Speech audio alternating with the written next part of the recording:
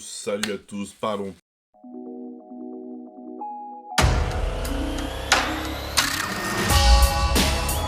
Il va faire très chaud aujourd'hui à Los Angeles.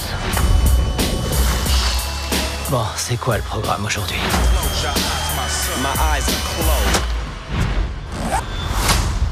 Comme tous les jours. Qu'est-ce que vous faites dans ma chambre? Salut à tous, j'espère que vous allez bien. Aujourd'hui, on va parler du film Day Shift avec Jamie Foxx qui est sorti sur Netflix. Beaucoup de gens, j'ai vu des critiques. Les gens étaient en train de dire que le film n'est pas comme ce qu'ils pensaient. Si vous voulez voir un film d'action avec beaucoup d'action, c'est le film qu'il vous faut. C'est sûr que si vous cherchez un film avec un scénario de malade, une story de fou, c'est pas le film que je vous conseille. Mais si vous voulez vous déconnecter le cerveau et vraiment passer un bon temps, allez voir ce film sur Netflix. Alors, Day Shift, shift de jour, c'est-à-dire shift de jour. C'est l'histoire d'un gars qui est en fait dans la vie de tous les jours un nettoyeur de piscine. Mais bon, en fait, c'est pas sa vraie vie. En fait, il est chasseur de vampires. Eh ouais, pour ceux qui ne savaient pas, c'est quand même une conversion bizarre. Alors, que penser du film tout de suite? Que penser du film? C'est comment? Est-ce que c'est bien ou pas, ou oui ou non? On va commencer une partie sans trop spoiler, puis à un moment j'ai spoilé, mais ça n'a pas duré trop longtemps parce que vous savez déjà que moi je vais pas passer 10 ans. Bref, donc ce gars-là est un chasseur de vampires et comme dans l'intro on le voit, il essaie d'avoir de l'argent pour pouvoir garder sa famille dans sa ville parce que vu que son travail ne le rémunère pas assez, il ne peut pas payer les frais de scolarité à son ex pour sa fille et se retrouve en fait obligé de déménager, enfin son ex est obligé de déménager ailleurs pour pouvoir subvenir aux besoins toute seule, près de sa famille. Donc voilà, c'est un film que je conseille pour ceux qui sont fans des vampires. Moi je suis fan de films de vampires, films d'action. Alors Twilight, tout ça là, j'ai vu les premières parties. Après, ça m'a grave saoulé. Donc, c'est pas trop un film pour ces gens qui ont aimé Twilight et les films où il y a de l'amour et la tristesse à la Roméo et Juliette avec des vampires. Non. Si vous avez aimé le film Vampire, Union en enfer, vous allez aimer ça. Alors, qu'est-ce que je pourrais vous dire? Maintenant, on va attaquer la partie spoil tout de suite, parce que bon, je vais spoiler là, ça sert à rien de tourner autour du pot. On attaque la partie spoil.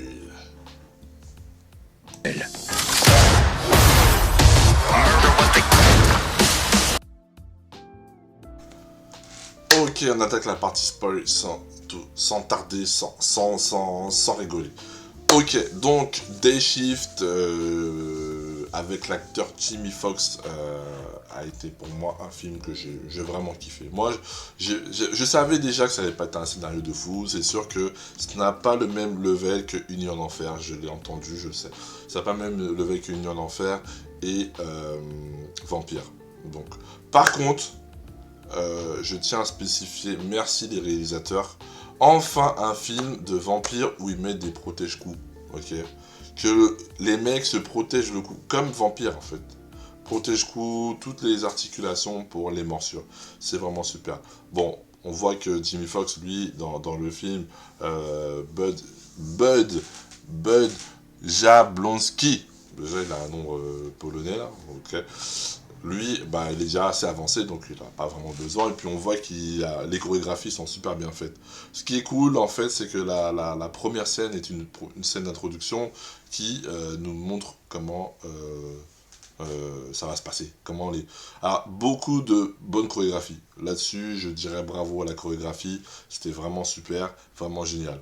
Donc on a dans le film, dans le casting, on a Jamie Foxx, Dave Franco, Carla Zucca, Snoop Doggy Dogg. On a Snoop Doggy Dogg qui est là, Megan Good, Natasha Liu, Scott Adkins, oh là là là là, et Steve Oway. Mais j'étais vraiment content de voir Scott Adkins. Mais c'est...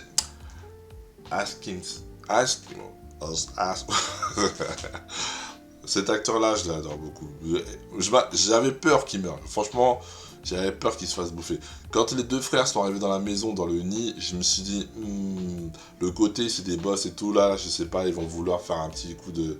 Genre, ils avaient pas prévu qu'ils soient autant, puis... Mais les scènes d'action, il y a une scène d'action, là, franchement, je me suis levé de ma chaise. Oui, c'est exagéré, mais ça fait du bien. C'était juste une petite scène parfaite, il n'y avait pas 12 000 scènes. Le coup de la balle, s'il vous plaît, en commentaire, dites-moi ce que vous en pensez du coup de la balle. Je veux savoir, s'il vous plaît, ce que vous en pensez. Le coup de la balle qui vole, qui va en fist... Non, sérieux. J'imagine la réunion des mecs. Ok, là, les gars, j'ai pensé une scène, on va éclater tout le monde. Oui, mais tu penses que... Non, on va le faire. Je suis sûr que ça s'est passé comme ça. Donc, moi, personnellement, je suis super content des scènes d'action, rien à dire. Au niveau de la story, excusez-moi, mais c'était ultra téléphoné, quoi. Déjà, excuse-moi, t'es chasseur de vampires, tu travailles dans la ville où tu vis avec ta femme et tes enfants, et t'as pas peur qu'on te crame. Bon, c'est vrai qu'au début, il explique à sa femme pourquoi t'as changé la porte, il fallait mettre une porte blindée, blablabla. Ouais, mais encore là, je sais pas, moi je serais un chasseur de vampires, je séparerais de ma femme, je changerais de nom, je sais pas, je dis ça, je ne suis pas, donc, bon, en tout cas, je trouve qu'ils auraient dû mettre plus, un peu plus renégat, et genre marginal et tout. C'était sûr qu'ils allaient faire un truc avec sa femme et sa fille, c'était sûr.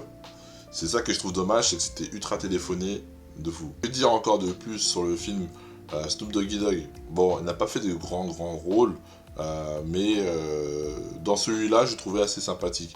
Maintenant, bon, le côté du tombeur, bon, pour ceux qui connaissent un peu Snoop, je comprends un peu, faut pas abuser quand même, hein, genre bref. En tout cas, j'ai aimé l'acteur Snoop Doggy Dogg dans son rôle, où il jouait le rôle de Big John Elliott, ok. Alors, la faiblesse du film, comme j'ai dit, c'était l'histoire qui n'était pas super. Maintenant, on a vraiment un temps un peu mort par moment, où on perd un peu de boost. C'est sûr qu'ils nous ont mis un petit biscuit, comme on dit, au tout début, pour nous motiver à dire waouh, ça va cartonner. Moi, personnellement, je l'ai un peu senti. Et à la fin, la fin, ouah, c'est chaud. La fin, j'ai pas compris le bordel. Excusez-moi, hein, ça a fait un petit peu série B là. Comme j'ai dit, c'est un bon film de divertissement, mais niveau story là, c'est chaud quand même. Le gars se fait intercepter sa femme et sa fille. Donc déjà de 1, le gars appelle sa femme pour lui, son ex-femme pour lui dire fais tes valises, quand j'arrive, on y va, on bouge. Mais c'est quoi le truc en fait? Il a cru que les méchants c'était des dindons quoi.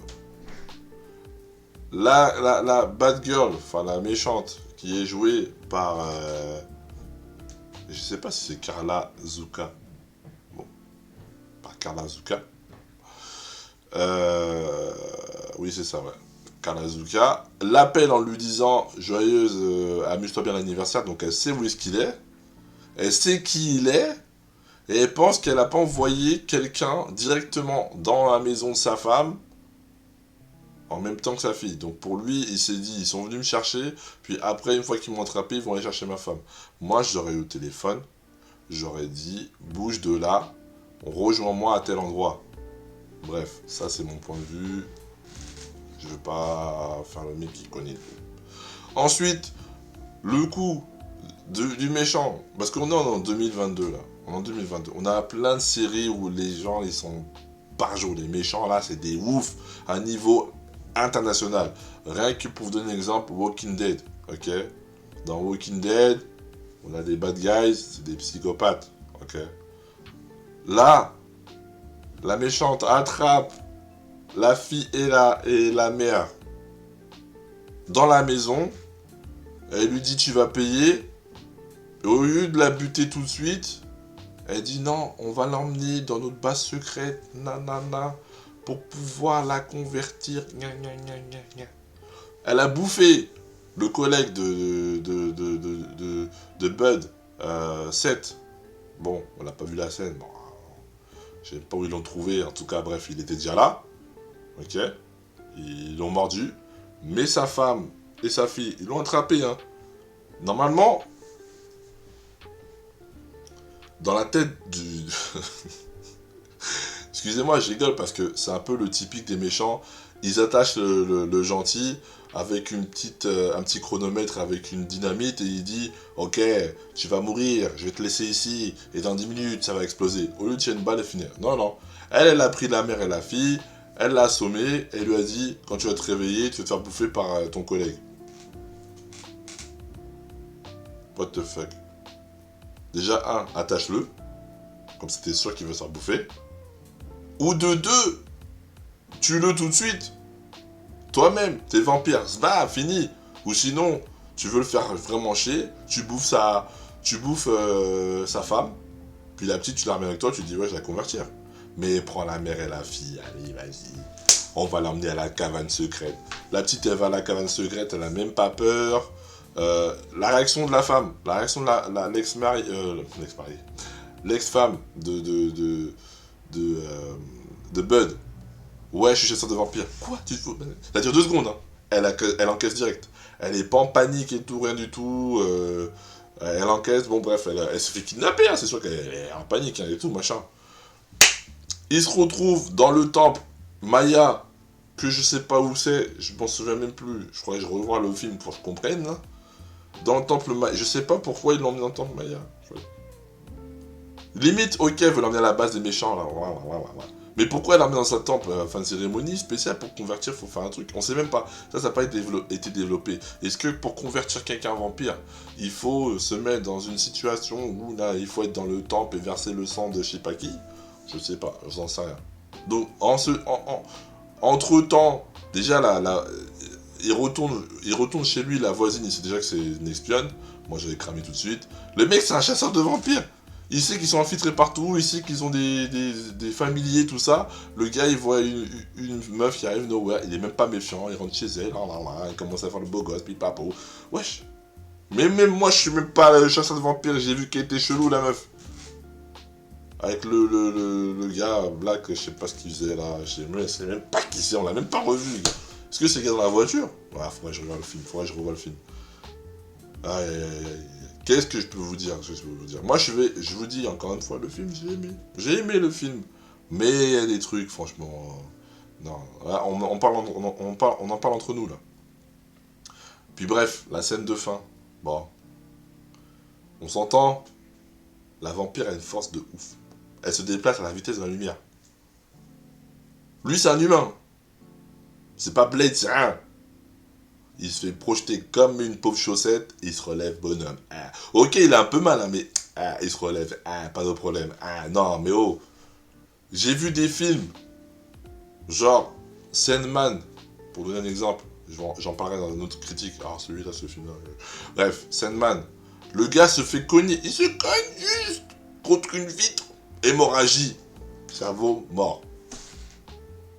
Lui, il se fait jeter, hein, comme dans les Power Rangers, il meurt pas. Il a même pas une côte cassée, rien. Hein. Et encore, il a une petite dose ou je sais pas quoi, petit truc vite fait pour dire qu'il a temporairement les pouvoirs d'un vampire. Bref. Why not? Ok. Nouvelle règle de vampire en plus, apparemment, vu que quand c'est des vampires, je sais plus quoi, il faut leur mettre un pieu dans le cœur, plus couper la tête, sinon si tu leur coupes que la tête sans mettre le pieu à l'intérieur, ils meurent pas. Bon, nouvelle règle. Ok. Bref, donc c'est ça. Donc, en gros, le mec est chasseur de vampires. Il s'est fait jeter de la fondation spéciale qui s'occupe des vampires.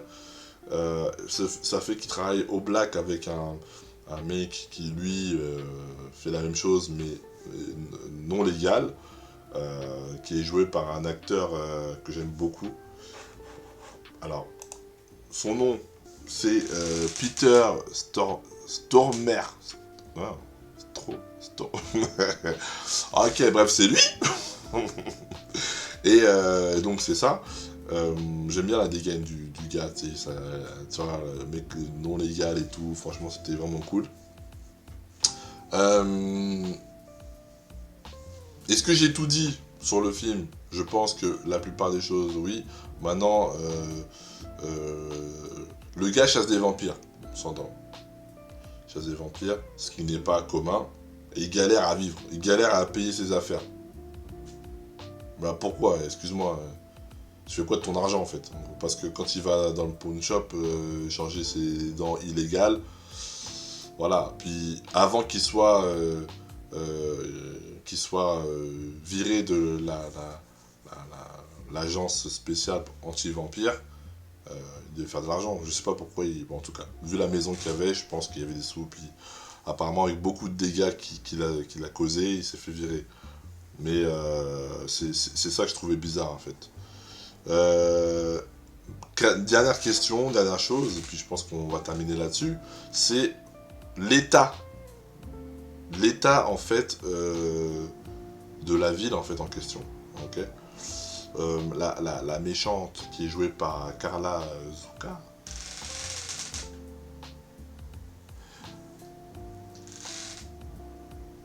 Et peut-être que je me trompe. Peut-être que là, je suis en train de me tromper et vous donner le mauvais nom de la personne qui joue la bad girl.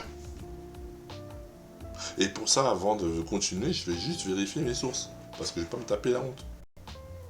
Et oui, je me suis pas trompé. En fait, c'est vraiment Carla Zucca. C'est elle la méchante. Donc, je suis pas en erreur. Et je sais même plus ce que je disais. C'est pour vous dire à quel point je fais mes vidéos en live à chaud. Il n'y a pas de je dis, je pense à ce que je dis, puis je corrige mes trucs. C'est vraiment en live et je dis ce que j'ai à dire. Donc voilà. Donc ouais, cette bad guy qui en fait travaille dans l'immobilier et essaie de conquérir en fait la vie de Los Angeles. Est-ce que c'est Los Angeles? Oh là là, mon Dieu. Je crois que je vais me remettre le film. Faut vraiment être sûr. Parce que, en fait, en gros, j'étais tellement choqué par plein de trucs que j'ai oublié les détails. Mais c'est la première fois qu'on voit un film de vampire dans un pays où il y a beaucoup de soleil. Donc, c'est vrai que pourquoi ils iraient pas plutôt dans le nord où là, il fait nuit plus longtemps. Et bref, donc ils ont créé une crème solaire, comme on l'a vu dans plein de films, qui permet de rester dans le jour. Et donc, en gros, elle continue à vendre pas mal des terrains à beaucoup de vampires pour que la ville soit remplie de vampires. Mais malheureusement, ce tueur de vampires a fait la mauvaise chose. Il a tué la fille de la méchante Audrey, la vendeuse immobilière. Et apparemment, bah, ça lui plaît pas. Donc pour se venger, elle veut le buter. Mais le problème, c'est qu'elle est tombée sur un gars assez intense. Donc c'est ça en gros. C'était simple et efficace. Est-ce qu'il y aura un 2? Je pense pas, ça servait à rien. Je veux pas de... Il y avait une scène post-crédit vite fait avec Snoop Dogg qui, bah, en fait, on pensait qu'il était mort, mais je pense dans le contrat, il a dit non, je ne meurs pas. Et c'est tout. Donc, un film sympathique que je conseille pour le week-end. Ou si vous êtes fan d'action et de karaté, de fusil à pompe et de contention. D'ailleurs, il y a un contrat dans ce film d'audition pour le Cirque du Soleil, ou je sais pas quelle discipline gymnastique, mais en tout cas, je sais pas si c'est une fille qui avait ça ou plusieurs, mais elles ont dû s'éclater quoi. Genre, je dis pas plus, je vous laisse regarder le film. Sur ce, je vous dis merci, à bientôt, et on se voit plus tard. Allez, n'oubliez pas, on s'abonne, on like, on est ensemble la famille, on est ensemble. Allez, ciao, bye bye.